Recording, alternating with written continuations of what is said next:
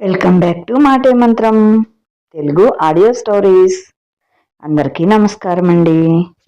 మన స్రవంతి తల్లి మాటలు విని భర్త తనని అనుమానించాడని కోపంతో ఇంట్లో నుంచి ఎవరికీ చెప్పకుండా వెళ్ళిపోయింది. ఆ తర్వాత కథ విందాం. సీత మనసులో ఇప్పుడు ఏ బాధ లేదు. పెళ్లి కాకముందు ఏ భావజాలం ఉందో అదే భావజాలం మళ్ళీ పురుడు పోసుకుంది. మగవాడిని దరిద్రుడా అంటే అవమానం, ఆడదానికి తిరుగుబోతు అనే మాట వస్తే అవమానం. మగవాడు కృషి చేస్తే దరిద్రం పోగొట్టుకోవచ్చు, కానీ ఈమెకి శీలం లేదు అన్నమాట స్త్రీకి చాలా బాధాకరం. తాను ఈ సృష్టిలో ఒక వ్యక్తి, తనకి వ్యక్తిత్వం ఉంది. అది మంచిదో చెడో తనకి తెలుసు. ఇంకోటి సర్టిఫికెట్ తనకి అవసరం ఏంటి? ఎవరిదైతోనే బ్రతకాల్సిన అవసరం తనకేంటి? ఇష్టపడ్డాను అని వెనకపడి పెళ్ళాడి ఇవాళ అనుమానించటం తను భరించలేదు. అయ్యిందేదో అయ్యింది, తన బ్రతుకు తాను చూసుకోగలదు. అమ్మతో అన్నట్లు ఆడదానికి మగాడికి లొంగి జీవితాంతం పడి ఉండే అవసరం ఏమిటి? పరస్పర ప్రేమలు ఉంటే ఓకే. ఒకరిని అవమానపరచి ఆ నింద మాటున క్షణక్షణం బాధ పెట్టే హక్కు ఇంకో వ్యక్తికి ఎలా వస్తుంది? ఆడది ఆర్థిక అవలంబన కోసం ఇన్నాళ్ళు మగాడి చేతిలో కీలుబొమ్మలా ఆడింది. ఇప్పుడు ఆ అవసరం ఏంటి? సీత నేరుగా కూకట్పల్లిలో ఉన్న తన మిత్రురాలు నీరజ ఇంటికి వెళ్ళింది. నీరజ ఇంట్లోనే ఉంది. ఆమె సీతను చూసి ఆశ్చర్యపోయింది. నీరజ సీత క్లాస్మేట్ మాత్రమే కాదు, సీతకి ఫ్యాన్ కూడా. ఆ రోజులు గుర్తుకు వచ్చాయి సీతను చూడగానే. సీత మహా అందగత్తి ఏమీ కాకున్నా ఏదో విచిత్రమైన చార్మ్ ఉండేది ఆమెలో. గోధుమ త్రాచు ఆకర్షణ. కాసేపు ఆమె బాడీ లాంగ్వేజ్ చూస్తే ఏ మగాడు ఆమె ఉన్న చోటు నుంచి కదిలేవాడు కాదు. ఒక మహారాణి దర్జా ఉండేది ఆమె మాటలో. ఒక మహారాణి దర్జా ఉండేది ఆమెలో. మాటలో ఆత్మవిశ్వాసం తొణికిసలాడేది. సీత బాగున్నావా? మళ్ళీ ఇన్నాళ్ళకి సీత తన ఎదురుగా. సీత బాగున్నావా? ఎన్నాళ్ళకి చూశాను, ఇప్పుడు మరింత బాగున్నావు. పెళ్ళయిందా? ఇప్పుడే చెప్పాలనా? కాసేపు ఆగి చెప్పకూడదా? భలేదానివి, పద ఫ్రెష్ అవ్వు, బ్రహ్మాండమైన కాఫీ ఇస్తాను, తాగుతూ చెబుదువు అని కిచెన్లోకి వెళ్ళి నీరజ కాఫీ చేసి సీత చేతికి ఇచ్చింది. చెప్పు సీత, ఏంటి విశేషాలు అన్నది నీరజ. సీత అంతా చెప్పింది. నీలో వీరత్వం ఇంకా పోలేదు సుమి. ఎంత ధైర్యం! కడుపులో నలుసుని పెట్టుకుని మొగుడిని వదిలేసి వచ్చావా? ఆడపుట్టక పుట్టాం, మనకున్న అసెట్ మన శీలమే. అదే ప్రశ్నార్థకం చేశాక ఇక మనకి మగాడితో మొగుళ్లతో అవసరం లేదు. సరే, ఇప్పుడు ఏం చేయాలని?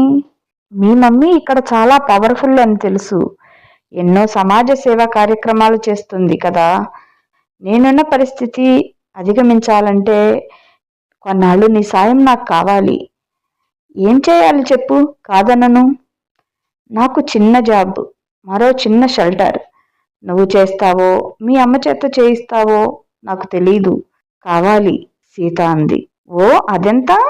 డన్, మమ్మీ రాగానే మాట్లాడతాను అంది నీరజ. మాట ఇచ్చినట్లే నీరజ సీత సంగతి తల్లి సరోజనమ్మ దగ్గర ప్రస్తావించింది. ఎందుకో నువ్వు తొందరపడ్డావని అనిపిస్తుందమ్మాయి. నాకు నీ పరిస్థితి ఏంటో తెలుసు. ఎందుకో నువ్వు తొందరపడ్డావని అనిపిస్తుందమ్మాయి నాకు. నీ పరిస్థితి ఏంటో తెలిసే చేశావా అడిగింది సరోజనమ్మ. అదేంటా ఆంటీ, మీరు ఒక స్త్రీగా ఇంత ఫార్వర్డ్గా ఉన్నారు, ఎన్నో సమాజ సేవా కార్యక్రమాలు చేస్తున్నారు. మగాడు తన అనుమానాలకు భార్యను బలి చేస్తుంటే ఎలా అతనితో ఉండగలుగుతుంది? దానికి అతను ఏమన్నా సాక్ష్యం చూపించాడా? లేదు. గాలి పోగేసి నువ్వు అలా చేశావు ఇలా చేశావు అంటూ రంకు అంటగట్టేస్తున్నాడు. ఇలా ఎందరో స్త్రీలు మగాళ్ల అనుమానాల జబ్బుకి చావలేక బ్రతకలేక కుమిలిపోతున్నారు. కారణం పొట్ట నింపుకోవటానికి మరో మార్గం లేక, పిల్లని కని ఉంటే పెంచలేక. అలా కాదమ్మా, నీ భర్త మంచివాడేనని నీరజ కూడా అంటున్నది. కాస్త సంయమనం పాటిస్తే సమస్య సర్దుకునేది కదా. లేదాంటీ, మా అత్తగారు ఆ ఊబిలో ఇరుక్కుపోయింది. ఆమెను మనమేమీ అనలేము. ఆమె స్వయంగా తెలుసుకొని ఉండాలి. ఆ పని ఆమె చేయటం లేదు. మీరంటున్నారుగా కాలం సంయమనం అని. చూద్దాం. మా అత్తగారు ఉండగా నేను అక్కడ ఉండలేను. మా ఆయన ఆమెను ఊరికి పంపలేడు. ఆయన మానసిక బాధ ఆయనది. అందుకనే మీరు దయవుంచి మీకున్న సర్కిల్లో నాకు ఏదన్నా ఏర్పాటు చేయండి ప్లీజ్. సరోజనమ్మ నీరజ వంక చూసింది. నీరజ అన్నది, అవును మమ్మీ, ఈ మబ్బు విడిపోయేదాకా సీత ఇక్కడే ఉంటుంది. నేను ఉన్నానుగా, తనని చూసుకుంటాను. మన ప్రభాకర్ అన్నయ్య అపార్ట్మెంట్ ఉందిగా, అక్కడే ఉంటుంది. ఇక జాబ్ సంగతి నువ్వే చూడాలి. సరే, నువ్వు అంతగా చెబుతున్నావుగా, చూస్తాను. మా సోషల్ యాక్టివిస్ట్ కోలీగ్ రామనాథం గారు ఒక రిసెప్షనిస్ట్ కావాలన్నాడు తన ఆఫీస్లోకి. ఏమ్మాయి, చేయగలవా రిసెప్షనిస్ట్గా? ఇష్టమైతే ఇప్పుడే ఫోన్ చేసి చెప్తాను అంది సరోజనమ్మ. చేస్తానా ఆంటీ, చేయక తప్పదు కూడా. నిజంగా ఆ సాయం మీరు చేస్తే ఎంతో సంతోషం. సరోజనమ్మ ఫోన్ దగ్గరికి వెళ్ళి రామనాథంతో మాట్లాడింది. తిరిగి వచ్చి, ఓకే అమ్మాయి, రామనాథం గారు సంతోషంగా ఒప్పుకున్నాడు. పైగా నాకు థ్యాంక్స్ చెప్తున్నాడు. సరే, నువ్వు రేపే వెళ్ళి జాయిన్ అయిపోవచ్చు. నీరజ నీతో వచ్చి ఆఫీస్ చూపిస్తుంది అన్నది. అలాగే ఆంటీ అంది స్రవంతి. సరోజనమ్మ కాసేపు కూర్చొని తర్వాత ఆర్ఫనేజ్కి వెళ్ళాలి అని వెళ్ళిపోయింది. ఏమండి ఏమండి మేడం గారు, మీ కోరిక తీరిందా? ఇద్దరం సరిపోయాం. మా ఆయన మా అమ్మతో పడక నన్ను వదిలేశాడు. నువ్వేమో మీ ఆయన్ని వదిలి ఇక్కడికే చేరిపోయావు. ఏమిటో, చిన్నప్పుడు ఎన్నో అనుకుంటాం, అవి ఏమీ జరగవు కదూ. కరెక్టే, జరగవు అంది స్రవంతి. మర్నాడు నీరజ వెళ్ళి ఆఫీస్లో జాయిన్ అయింది. సీత ఆఫీస్ బాగానే ఉండి స్రవంతి ఆఫీస్ బాగానే ఉంది. నీట్గా. రామనాథం గారు స్రవంతిని నీరజని ఆదరంగా తన క్యాబిన్లోకి ఆహ్వానించి కూర్చోబెట్టారు. అమ్మాయి, ఒక చిన్న సవరణ. నిన్ను రిసెప్షనిస్ట్ అనుకున్నాం మొదట, కానీ ఒక మార్పు.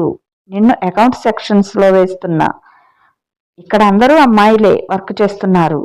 అకౌంట్స్లో అబ్బాయిని పెడదామనుకున్నా. నాకు ఎందుకో అది సరికాదు అనిపించింది.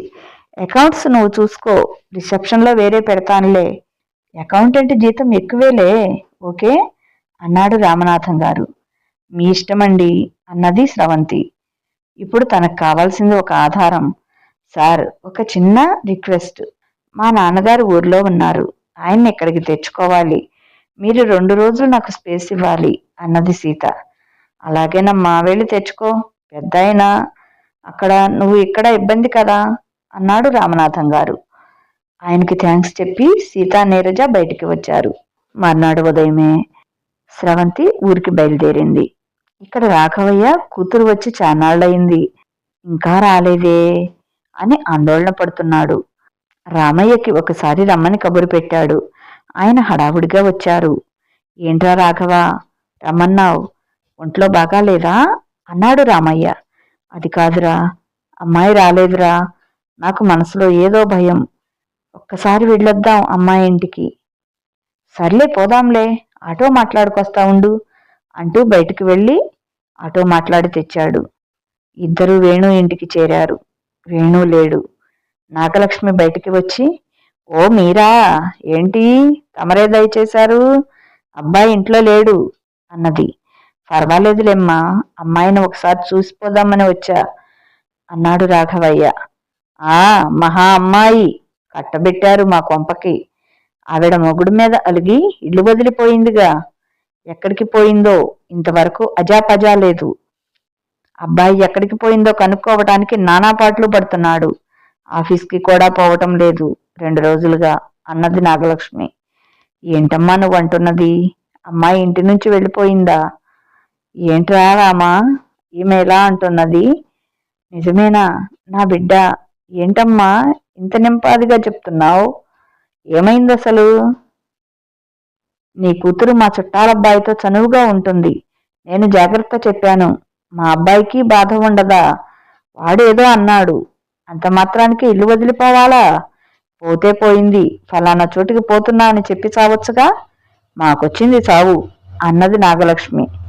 ఒరే రాఘవ, ఈమెతో కాదు గాని పద, నీ అల్లుడితోనే తెలుసుకుందాం అంటుండగా వేణు లోపలికి వచ్చాడు. మామయ్య, ఇదేనా రావటం? పలకరించాడు వేణు. ఇప్పుడే బాబు వచ్చాం. ఏంటయ్యా, మా స్రవంతి వెళ్ళిపోయిందట? ఎక్కడికి వెళ్ళింది? ఎందుకు వెళ్ళింది? మీ అమ్మ ఏదేదో చెప్తుంది. స్రవంతి సంగతి నీకు తెలియదా అయ్యా? అలాంటి పిల్లని మనం చూస్తామా? ఏంటయ్యా ఇదంతా? నా స్రవంతిని ఏం చేశారు? అయ్యో అనుకుంటూ తల బాదుకుంటున్నాడు రాఘవయ్య. నువ్వు ఆవేశపడకురా రాఘవ అంటున్నాడు రామయ్య. స్రవంతికి అమ్మకి ఏదో వాదం వచ్చింది మావయ్య. అది మీకు ఎలా చెప్పాలో తెలియటం లేదు. తప్పని చెప్పా అంతే, చెప్పకుండా వెళ్ళిపోయింది. ఎక్కడికి వెళ్ళిపోయిందో తెలీదు, వెతుకుతున్నా. ఆమెకు తెలిసిన ఫ్రెండ్స్ ఎవరన్నా ఉన్నారా మామయ్య? అయినా 4 రోజులు గడిచింది. పోలీస్ కంప్లైంట్ ఇవ్వాలిగా బాబు. ఇలాగైనా మీరు వ్యవహరించాల్సింది. మా రాఘవకి ఒకటే కూతురు, తల్లిలేని పిల్ల, గారాబంగా పెంచుకున్నాడు. ఇప్పుడు మీరు ఇలా చేశారు అన్నాడు లక్ష్మయ్య. ఇవాళ పోయి ఇద్దామనుకుంటున్నామండి, ఇంతలో మీరు వచ్చారు అన్నాడు వేణు. ఇలా స్రవంతి పోయిన రోజే అనుకున్నాడు వేణు. కానీ నాగలక్ష్మి ఆపింది. ఆ పిల్ల పరాయి మొగాడితో పోయిన సంగతి ఊరంతా చెప్తావా ఏంటి అని ఆపింది. తన కథ బయటికి వస్తుందని ఆమె బాధ. కూతురు గురించి రాఘవయ్య విలవిల్లాడిపోతున్నాడు. నా కూతుర్ని మీకిస్తే బంగారం లాంటి నా బిడ్డ మీద అభాండం వేస్తారా? ఎక్కడికి పోయిందో ఏమో, ఎలా ఉందో, అసలే రోజులు బాగా లేవు అంటూ కుదురుగా లేకుండా కదిలిపోతున్నాడు. మావయ్య వస్తుంది మావయ్య, ఏదో కోపంతో అలా వెళ్ళింది. ఏ ఫ్రెండ్ ఇంటికో వెళ్ళి ఉంటుంది, వస్తుంది, మీరు ఆందోళన పడకండి అన్నాడు వేణు. కానీ రాఘవయ్యకి ఏమీ తోచటం లేదు. ఏదేదో చేస్తున్నాడు, తల కొట్టుకుంటున్నాడు, అటూ ఇటూ తిరుగుతున్నాడు. ఉన్నట్టుండి కుప్పకూలిపోయాడు. ఒక తండ్రి కూతురి కోసం అలమటించి ప్రాణాలు వదిలేశాడు అని అర్థం అవటానికి ఎంతోసేపు పట్టలేదు. ఎక్కడి నుంచో వచ్చి ఇక్కడ సచ్చాడేంట్రా అంటోంది నాగలక్ష్మి కొడుకుతో. నువ్వు నోరు మోస్తావా అని పెద్దగా అరిచాడు వేణు కోపంతో. అప్పుడే ఇంటిలోకి అడుగుపెట్టింది హైదరాబాద్ నుంచి వచ్చిన స్రవంతి. స్రవంతి తండ్రి శవాన్ని చూసి ఒక్కసారిగా కుప్పకూలిపోయింది. నాన్న, నిన్ను తీసుకెళ్ళటానికి వచ్చాను నాన్న. లేనానా అంటూ విలిపిస్తున్నది. ఓదార్చటానికి దగ్గరికి వెళ్ళిన వేణుని, నన్ను తాక్కండి, వెళ్ళండి దూరంగా అని కేక వేసింది. బాబాయ్, ఎందుకిలా జరిగింది బాబాయ్? నాన్నకి చెప్పకుండా వెళ్ళటం తప్పే. నేను ఉద్యోగం చూసుకుని నాన్నని తీసుకెళ్దామని వచ్చాను బాబాయ్. లేవమని చెప్పు బాబాయ్ నీ ఫ్రెండ్కి అని రామయ్యను కుదిపేస్తుంది. అమ్మా, ఈరోజు బాగాలేదు వాడికి. ఏంటో ఉన్నట్టుండి నిన్ను చూడాలి పదమని బయలుదేరదీశాడు. ఇవాళ వాడికి ఇలా రాసిపెట్టి ఉంది. నువ్వేటో వెళ్ళిపోయావని వీళ్ళు చెప్పగానే కుప్పకూలిపోయాడు. మనసు చిక్కపట్టుకో తల్లి, జరగవలసింది చూడాలి అన్నాడు రామయ్య. ఆ మనిషి ఇక్కడికి వచ్చి చావటమేంటో, ఆ పిల్ల చెప్పకుండా పోయి తగుదునమ్మా అని ఇవాళ వచ్చే శోకండాలేంటో, మా కర్మ అని గొణుక్కుంటూ ఉంది నాగలక్ష్మి. ఈసారి పెద్దగా అంటానికి ఆమెకి ధైర్యం చాలలేదు. రాఘవయ్యని ఇంటి వద్దకు తీసుకెళ్లి లక్ష్మయ్య, వేణు జరగాల్సిన కార్యక్రమం పూర్తి చేశారు. స్రవంతి ఎవరితో మాట్లాడటం లేదు, తనలో తానే కుమిలిపోతోంది. పక్కన స్నేహితురాలు మనోరమ మాత్రం ఉంది. నువ్వు చెప్పావని మొన్నొకసారి వెళ్ళి నాన్నని పలకరించానే, నువ్వు చెప్పావు అని ఎక్కడున్నది నాన్నకి చెప్పలేదు, బాగానే ఉన్నాడప్పుడు అంది మనోరమ. 10 రోజుల కార్యక్రమం కూడా అయ్యాక, అమ్మా, జరిగిందేదో జరిగింది. ఇప్పుడు నీకు తోడు తండ్రి కూడా లేడు, వెళ్ళిపోయాడు. వేణు అబ్బాయి కూడా బాధపడుతున్నాడు. ఇక్కడే ఉండి నీ పని నువ్వు చూసుకోమ్మా. ఆ ఉద్యోగాలు అవి ఒంటరిగా ఉండి నువ్వేం చేస్తావు చెప్పు అన్నాడు రామయ్య. ఎందుకు చేయలేను బాబాయ్, ఇప్పుడే నేను గట్టిగా ఉండాలి. నా మీద వాళ్ళు అపనింద వేశారు. తప్పు ఎవరు చేశారో ఆ తల్లి కొడుకులకు తెలుసు.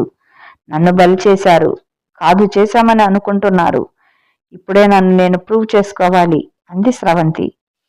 ఒకసారి ఆలోచించవే అంది మనోరమ. ఏమిటి ఆలోచించేది? ఒకసారి వాళ్ళకి నేను లొంగితే తప్పు చేసినట్లేగా. అలా ఒప్పుకున్నప్పుడు నన్నింకా సతాయించరు. నాకు ఇలాంటివి నచ్చవు. కాలమే చెప్తుంది ఆయనకు దోషి ఎవరో. ఆయన చేత కళంకితగా చూడబడ్డాక ఆయనతో ఎలా ఉండను? బాబాయ్, మనోరమ నాకు ఉద్యోగం దొరికిందే. ఇక నుంచి నేను కూడా దేశంలో ఉన్న ఎందరో ఒంటరి మహిళల్లో ఒకదాన్ని అన్నమాట. అలా బ్రతికి నేనేంటో చూపిస్తాను అన్నది స్రవంతి. వెళ్ళటం వేణు మళ్ళీ ఆమెకు కనపడలేదు. స్రవంతి ఇల్లు అద్దెకి ఇచ్చేసి హైదరాబాద్ వచ్చేసింది. తన ఉద్యోగం తాను చేసుకుంటున్నది. రామనాథం గారు ఆమెను కూతుర్లా భావించేవాడు. ఇదండి కథ. కథ ఎలా ఉంది? చాలా బాగుంది కదా.